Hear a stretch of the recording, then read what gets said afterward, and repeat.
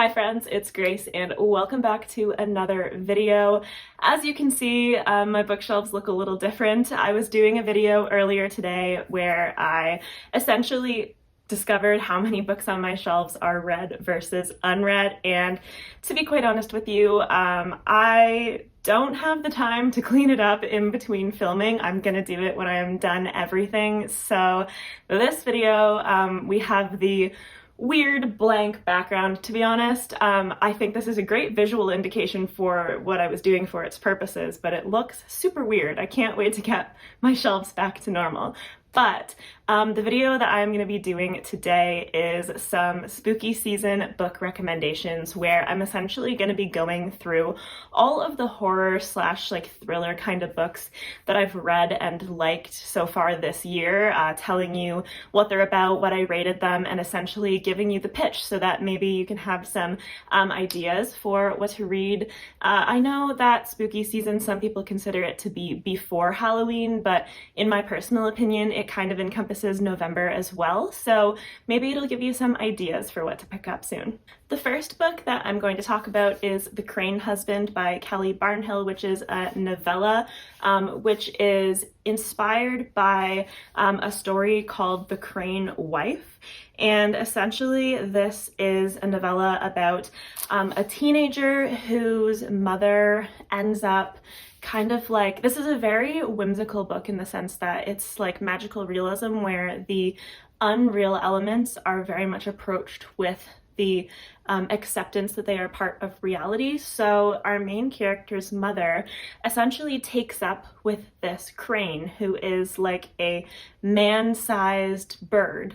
And it is a very, I want to say, like low-key horror novella, in the sense that what's happening in here is horrifying, but it is much more of a commentary on an abusive relationship and what our main character essentially has to watch happen to their mother, and trying to protect their younger sibling and trying to kind of keep the household running. Their mother is an artist, and the crane kind of becomes like the muse, and they're so wrapped up in each other that there is no awareness of the effect that is being had on like the rest of the family, or an awareness really of anything outside of the relationship, even when it's clear that it is not a healthy one. So this is a very interesting novella. It is of course very short, and I did give it 4.25 stars. So it does make me want to read other things by Kelly Barnhill, especially When Women Were Dragons. I think that's the right title, it's listed here. Yeah, When Women Were Dragons. So I think that if you're interested in more of an understated, like character-focused horror that is less like straight up horrific and more unsettling and really just like disturbing in the implications of what's happening and on an interpersonal level, then I would definitely recommend picking this up. So the next horror slash thriller, this one's maybe a bit more of a thriller, that I read was They Never Learn by Lane Fargo. And so in this novel we have kind of two main characters. One of them is Dr. Clark, who is a professor at a university, and essentially she is a serial killer, and every single year at the start of the year she kind of looks for her next mark, where her entire goal is to find like the worst men on campus. Think like athletes that are getting away with sexual assault or rape of women and facing no consequences, and like a student that has been gotten caught like drugging girls at a party and things like that. She essentially looks for like what she deems to be the worst man that she can find and murders him. Every single year she is very meticulous. She has yet to get caught. She's very careful. She will wait longer if she has to for suspicion to die down. And then we also have our student main character, Carly, who is going through like the introduction to university herself. She's kind of like she has an interesting relationship with her parents, and she's kind of shy, and so she meets a friend who kind of like brings her out of her shell at this university, and then her friend ends up getting sexually assaulted at a party, and Carly kind of tries to take things into her own hands in terms of like getting revenge. And so these are the two characters and perspectives that we're following. And this is a really compelling read. I really enjoyed it. I did end up giving this 4 stars, and I will admit that I thought it was going to be higher than that, but my one complaint about this book that kind of like persisted throughout was like, don't get me wrong, I think it was a really interesting concept to go for this sort of like super like radical feminist serial killer type of like motivation for the killings. Like, it was a very compelling read, but at the same time, I think that just in other areas of the book, it sort of presented every single man as like no redeemable qualities whatsoever. Like, this person is the worst, and we already know that he is simply because he's a man. And the one exception to that was a man who was gay, who was a coworker and like has a husband and everything. And like, the thing is, if the book just had that in it, I may have been like, okay, this is a bit much, but like I can get over it. But I really felt like Lane Fargo was like hammering you over the head with this concept like over and over and over again. And it's like, you think that a man could be nice, he could be a friend, but like, nope, we have a plot twist where he's actually the worst too. And like, it just became a little bit ridiculous. And I do get it, like the whole book is kind of like corny, not corny, but like maybe camp is a better way to put it. And so like, I do get what she was going for, but it ended up knocking off a star for me, basically, because there's a lot of things that I did like about this, but that was not one of them. So that's what it ended up being. However, I would still recommend that people pick this up because I think that it just has a lot of entertainment value. Like, it doesn't lose that aspect of it. That is still very good. Next up, we have The Writing Retreat by Julia Bartz. So this is another one that I was sort of like, I saw this around BookTube a lot earlier this year, and especially from Kayla from Books and Lala, and she was sort of the one who, when I realized that she was reading it for her book club, I decided that I would pick it up for Summerween in July, because it's really not that long, and it seemed like another really compelling and entertaining thriller. And this one, it definitely was that, all that it promised to be. I gave this 4.5 stars. I really, really enjoyed it all the way through, even when I was wondering like what in God's name was actually happening. So the concept of this one is that we have our main character, Alex, and Alex is a writer, and Alex had sort of like a recent falling out, or maybe like within the past year, a falling out with one of her best friends, and she's feeling kind of lost in her life, and she ends up getting invited to this writing retreat from her favorite author, who is a reclusive, like mysterious sort of figure, and it is a very, very exclusive group of people. It's supposed to be like 4 women under 30. They're looking for up-and-coming authors to invite to this writing retreat, and this famous author is going to help like essentially cultivate up-and-coming female authors. And so basically, Alex finds out that her ex-best friend is also coming to this writing retreat, and so this causes her a lot of stress. But once they actually get to the retreat, things are very kind of strange. They aren't strange right away, but they are a little bit creepy, because you kind of have this like manor and mansion that is pretty far off the grid, like far away and isolated, and you have winter weather that is further isolating them, and then strange things kind of start to happen. And I don't want to give too much away at all, because this really just kind of goes unhinged and off the rails, and because of that description, I wasn't entirely sure which way it would go for me, but luckily it went unhinged in a way that I ended up loving. I was so entertained. I read this so quickly, and I just think that it is so fun. So I know that not everybody has loved this, but if you like the sort of like isolated group of people, like danger mystery type of setup, I would definitely recommend giving this one a go, because I think that Julia Bartz did an extremely good job with that, and that is definitely the main selling point to me. And also, if you like books about authors and books about writing, those are probably the two things. But just in general and overall, I would definitely recommend this. Okay, next up, also read in July around summer-ween time, is Moon of the Crusted Snow by Wabyeshig Rice. And this is a very like subtle, understated, creepy, like creeps up on you type of horror. And essentially, I really don't want to say too much because I really sat down and read this in a day, and it's just because it was very like readable and the type of thing where it just kind of like gets under your skin and you want to know more and you just keep reading. As obviously with the fact that it's not long, it's easy to get through in a day if you wanted to. But this is about this northern community, and I forget what type. Oh, it's Anishinaabe. So it's an Anishinaabe community, and it's very normal at first, but what you realize is that the instigating like incident for this story is that they're cut off from power and communications. And so like slowly the town goes dark and they realize that they don't know what's going on and what's causing this, and they don't know when they might get power back. They can't contact anybody to see, like, say, if their regular supplies are still coming on a schedule.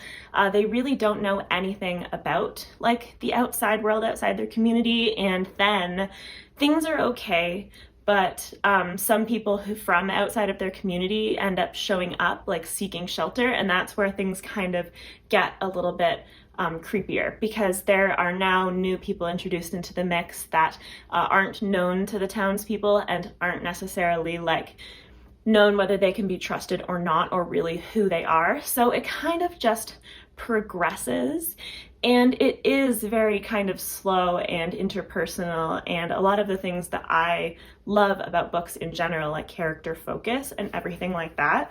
So I gave this 4.25 stars. I really, really enjoyed it, and I have already purchased the like sequel. I don't know if it's a direct sequel, but it's called Moon of the Turning Leaves. It's part of the same series, and I'm really looking forward to that one because of how much I enjoyed this. Okay, the next 3 books that I have here are all ones that I have read in October, like for this spooky season rather than like back in July in summer-ween era. So the first of them is a book that I've had for a while and have wanted to read, knowing that it's supposed to be super weird, and that is Bunny by Mona Awad. And so I don't know if I can truly say that I enjoyed this book. Like, when I finished it, I was like, what? Like, I can't tell you that I know what this all means. I literally don't know. I ended up giving this 3.75 stars because I was pretty fascinated the whole time. And it is very strange. Like, this is magical realism. It is like magical realism horror. It is very weird and unsettling, and it kind of feels like a fever dream, like it reads that way. And for me, as someone who isn't that great at visualizing what I'm reading at the best of times, when a book feels like a fever dream, I'm honestly kind of left wondering, like, what the hell even just happened, because I'm doing my best to visualize what is happening, but when what is happening is very dreamy and confusing at the best of times, it's like I really can't get a grasp. And that, I'm sure that is the feeling that it's supposed to give you, but I just feel like it's even more pronounced for like a reader like me who has trouble with visualizing scenes and things like that.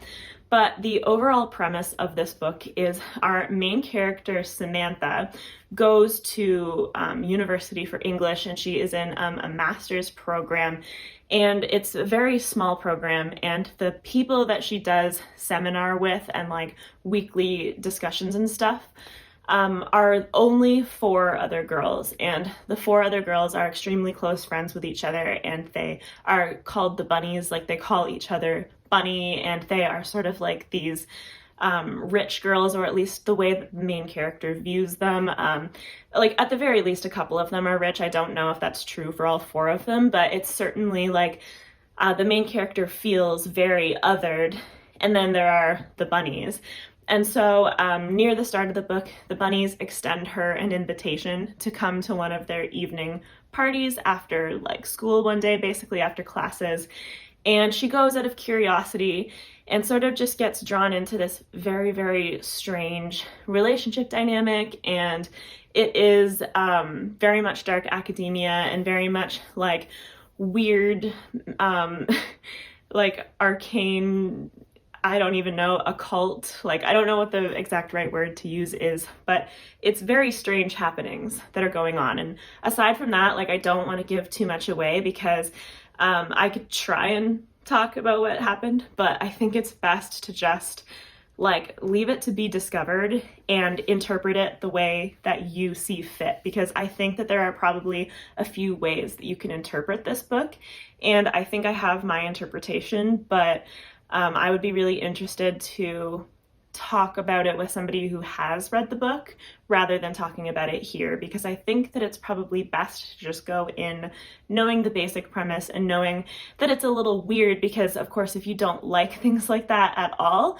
this is probably not the book for you. And again, like it wasn't my favorite, but I still liked it. Like I said, I was pretty fascinated by it. Even if it wasn't a pure enjoyment, I thought that what Mona Awad was doing was pretty interesting. Okay, next up, the newest release of the bunch and the second most recent that I've read is Midnight is the Darkest Hour by Ashley Winstead. So this book is definitely making its rounds around YouTube right now as well, just because it is such a new release. And I read this more quickly than I usually read new releases, but I also had like an electronic arc of it on NetGalley as well, so that helped, and I wanted to give my feedback on it for them. So this is a book about a small religious town in the South in Louisiana, and this is essentially a story about religion and fear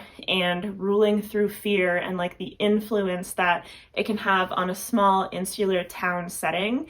And our main character, or there are sort of 2 main characters, but our main character, Ruth, is the daughter of the preacher, and he is like an extremely powerful man in the town because he has a lot of influence, and he is essentially building himself his own empire, like with the church. He has been growing it ever since he came into his position, and he is very imposing and oppressive, and is exactly the type of like person who wants to rule his family through fear and his town through fear, in terms of like, if you don't act the way that I want, I will influence the town to view you as other. I will try to tell them that like you are not of God, that you are like, I don't really know what the right terminology is as somebody who's not religious, but essentially like, oh, the devil is working through you because I don't like the way you're acting, like that type of thing, where you try to turn people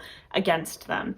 And so our main character's best friend, who we know is a guy with sort of like a murky past. His dad is very much viewed as an outcast from the rest of the town, sort of like an alcoholic. He owns his own garage, but he like abuses his son, and his son Everett is not exactly viewed favorably by the church-going members of the town, but he ends up striking up a friendship with Ruth, our main character, and they have a very interesting relationship. And basically what the main plotline of the book is that there have been some murders that are only just now being discovered. So there have been some murders in the town, but because the town is bordered by a lot of like swamplands and everything, people know that it's a risk and that people might be lost in the water or in the swamps, and they view that as a matter of course in the town. But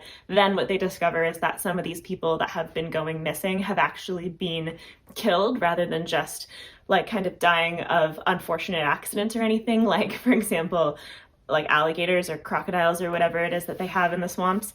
So Ruth and Everett kind of take it upon themselves to try and solve these murders. And the way that this progresses, I really enjoyed this. Like I did really like want to keep reading it. I wanted to find out what was going to happen. But ultimately this was a 4.25 for me because I was really, really loving the first half into the start of the second half, but I didn't love the ending as much. And I don't really want to say why because I don't want to spoil it, but I think I will just say that like it was the type of book where I was really hoping it was going to be a particular thing, and it just turned out to be not that.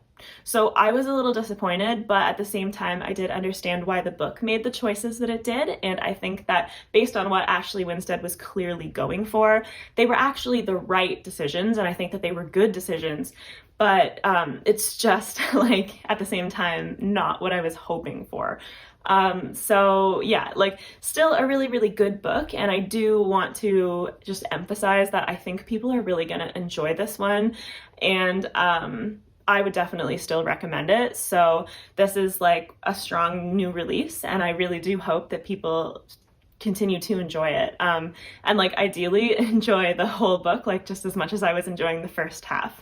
Okay, and then last but most definitely not least, because this was actually my favorite of the bunch, we have The Asenda by Isabel Cañas. And this is a book, I actually just finished this like yesterday, and I was so pleasantly surprised by how much I loved it. I gave this 5 stars. So this is a book about our main character, Beatrice, who, this takes place in 1823, right after the Mexican War of Independence. And so our main character's father has been executed for his part in the war and for just like being on the wrong side at the wrong time when like the tides turned about who was winning.